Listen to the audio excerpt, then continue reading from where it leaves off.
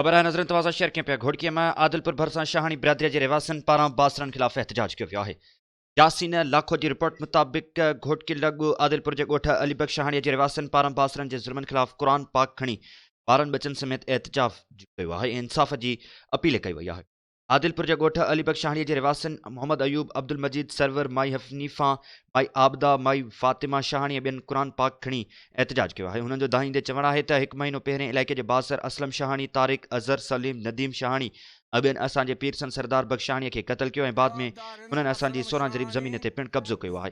उन्होंने चवण है तो हू बासर आहिन, असां मिसकीन आहियूं, असां मथा 8 खां मथे मुख़्तलिफ़ थाननि ते कूड़ा FIR पिण दाख़िल कराया विया आहिनि, जंहिं करे असांजा केतिरा माण्हू जेलनि में क़ैद आहिनि। हाणे असीं शाहानी ऐं संदसि साथी असांखे मुसलसल ॾेई रहिया आहिनि, जंहिं करे असां क़ैद वारी ज़िंदगी गुज़ारियूं पिया। ॿार स्कूल बि नथा वञी सघनि। हुननि जो चवण आहे त असलम शाहानी वकील हुजण करे आदिलपुर पुलिस बि संदसि विंगारू बणियल आहे।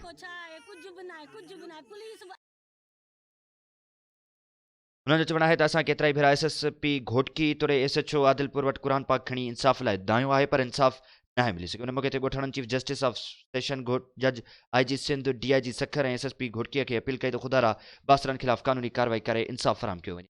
हुननि मीडिया सां ॻाल्हि ॿोल बि कई आहे। तव्हांखे ॿुधायो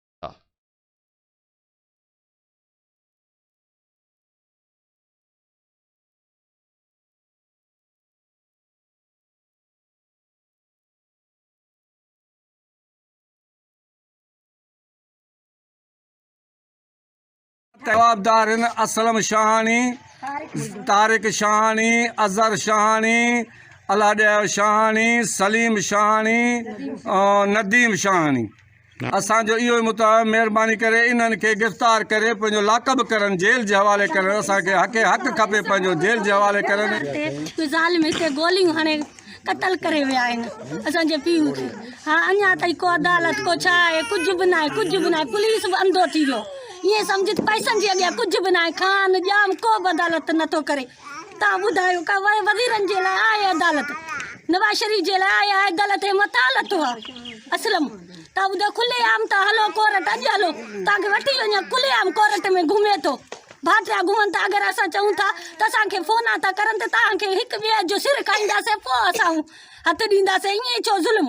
जवाबदार कोई भी गिरफ्तार नथो थे। असांजे बाबे के माने 20 ॾींहं थी वणी, असांजो महीनो पूरो थी वियो त असांजे का जवाबदार असांजा लठनि जा ज़मीन नथा खणनि। जवाबदार खूनी जा ज़मीन की खणनि, उन्हनि जा जाट रहनि, माल रहनि। इहा असांजी अपील आहे त जवाबदार वठनि। पुलिस